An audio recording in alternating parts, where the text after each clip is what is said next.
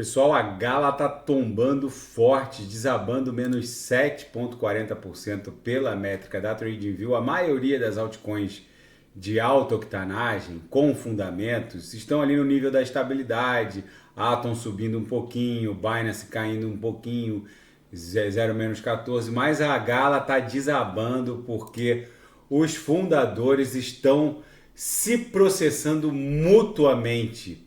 Eles estão acusando um ao outro de má gestão, desvio de recursos em montantes que ultrapassam 130 milhões de dólares. O CEO da Gala Games, o Eric Scheinmeier, e o cofundador Wright Thurston entraram com ações judiciais mutuamente um contra o outro, acusando cada um deles cada um acusando o outro de vários delitos, disputas de gestão e má administração. Enfim, o preço da Gala está sentindo muito, mas eu ouso afirmar que fundamentalmente o projeto continua se desdobrando.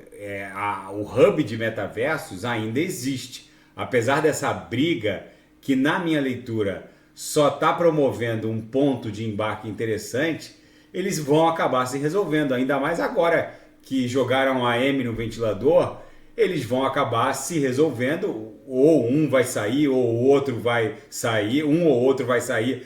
Enfim, uma nova administração deveria ser nomeada, mas os grupos que são responsáveis pelo desenvolvimento desse ecossistema não vai deixar de existir.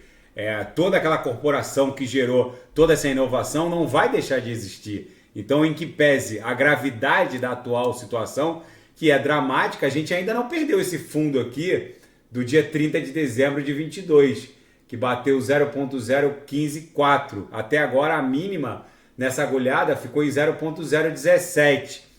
Eu tenho para mim que é mais uma oportunidade de embarque. Óbvio que a gente tem que ficar com um olho no gato, outro olho no peixe, mas a Gala já foi muito longe para deixar de existir. É isso que eu estou querendo pontuar para vocês. Não tem mais como a pasta voltar para dentro do tubo. A Gala já é um gigante do metaverso, está se transformando num gigante do streaming descentralizado, e apesar desse problema pontual, é uma crise interna da corporação que provavelmente vai ser superada. Houve brigas também na Apple, que acabou redundando na saída do Steve Jobs, que foi demitido da própria empresa.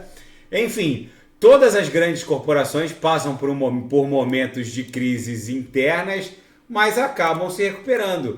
Estão fazendo muito barulho, mas ninguém está reportando que o desenvolvimento do ecossistema teria sido ameaçado ou afetado.